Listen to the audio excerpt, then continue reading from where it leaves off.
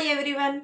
So ఈరోజు మన వీడియోలో మనం విజన్ బోర్డ్ గురించి తెలుసుకుందాం. సో మీకు ఆల్రెడీ చెప్పాను విజన్ బోర్డ్ గురించి నేను మీకు తెలియజేస్తాను అని. సో ఇది నా దగ్గర ఉన్న విజన్ బోర్డ్ అనమాట. అంటే ఇలా ఒక ఏదన్నా బోర్డ్ ఇదైతే చెక్కతో చేసి ఉంది. సో మీరు దీని ప్లేస్లో థర్మాకోల్ షీట్ పెట్టుకోవచ్చు, లేదా ఒక అట్ట కానీ ఏదన్నా పెట్టుకోవచ్చు.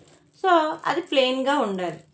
సో దాని మీద ఏంటి అంటే ఇప్పుడు ఇలాంటి దాని మీద అనుకోండి, థర్మాకోల్ షీట్ మీద కానీ ఇలాంటి పిన్స్ దొరుకుతూ ఉంటాయి.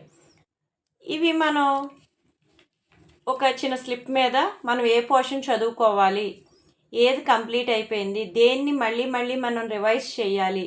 సో ఇలాంటివన్నీ కూడా మనం డిఫరెంట్ పెన్స్తో కానీ సో ఒకే పెన్తోనూ మనం పెట్టుకుంటూ ఉండటం వల్ల ఏమవుతుంది అంటే మనకి ఎప్పటికప్పుడు మర్చిపోకుండా రిమైండ్ చేస్తూ ఉంటుంది.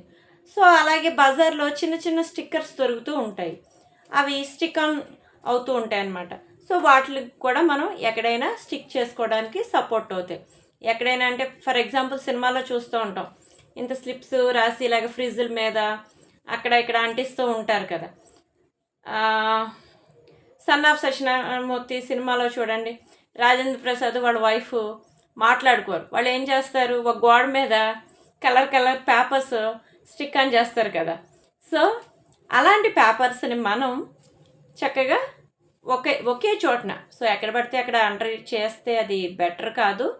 చక్కగా ఒక ఏదైనా అట్ట తీసుకుని మనం దాని మీద చేస్తే బాగుంటుందన్నమాట. సో ఈ విజన్ బోర్డ్ వల్ల ఉపయోగం ఏంటి అంటే మనం మర్చిపోతూ ఉంటాం కొన్ని విషయాలు. అంటే ఏదో జాస్లో అలా వెళ్తూ ఉంటాము, ఇది చదువుకోవాలనుకుంటాము కానీ మర్చిపోతూ ఉంటాము, వేరే సబ్జెక్ట్లోకి వెళ్ళిపోవచ్చు. మీకు అలాంటప్పుడు ఈ పోర్షన్ ఇంకా నేను కంప్లీట్ చేయలేదని దాన్ని చూసినప్పుడు మీకు వెంటనే రిమైన్ అవుతూ ఉంటుంది. అలా ఇది ఎక్కడ పెట్టుకోవాలి అంటే మీ ఇంట్లో మీరు ఎక్కువగా తిరిగే చోటు, మీ విజన్ ఎక్కువగా పడే చోటు, ఆ గోడకి ఇది పెట్టుకుంటే మీకు సపోర్ట్ అవుతూ ఉంటుందన్నమాట. ఎందుకంటే చూసినప్పుడు నేను ఇది చదవలేదు గుర్తొస్తుంది.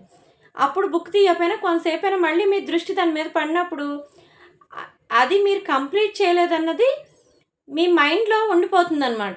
మీరు ఎప్పుడైతే బుక్ తీయగానే సో నేను ముందు అది కంప్లీట్ చేయలేదు కదా అన్న ఆలోచన వస్తూ ఉంటుంది.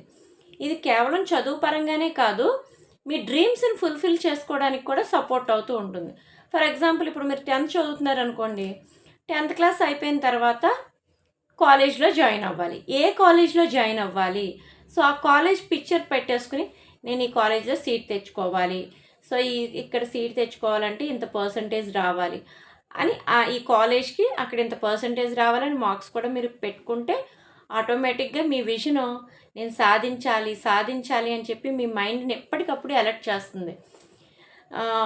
నెక్స్ట్ ఇంటర్ చదివేవాళ్ళు అనుకోండి, సో ఎంసెట్ లేదా ఫర్దర్గా మీరు నీట్ ఇంకేమైనా ఎగ్జామ్స్ కాంపిటేటివ్స్ ప్రిపేర్ అవుతున్నా ఎక్కడ కౌన్సిలింగ్లో సీట్ రావాలి, ఆ కాలేజెస్ని మీరు విజువలైజేషన్ చేసుకుని ఒక చిన్న పిక్చర్ అక్కడ పెట్టుకున్నారు అంటే మీ విజన్ బోర్డ్లో అది కూడా ఎలాగైనా ఇక్కడ సాధించాలి, నేను టైం వేస్ట్ చేయకూడదు అని మీకు ఇన్స్పిరేషన్ వస్తూ ఉంటుందన్నమాట.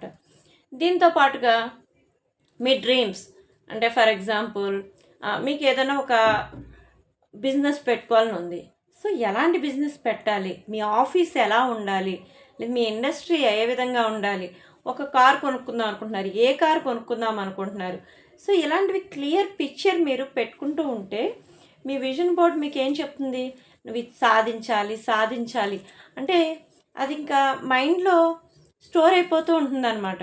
స్టోర్ అయిపోయి మీరు ఎక్కడైనా టైం వేస్ట్ చేస్తున్నా వెళ్ళు, నీకంటూ ఒక గోల్ ఉంది, నువ్వు దాన్ని సాధించాలి, నువ్వు టైం వేస్ట్ చేస్తున్నావు అని ఆటోమేటిక్గా మీ సబ్కాన్షియస్ మైండ్ మీకు చెప్తూ ఉంటుంది.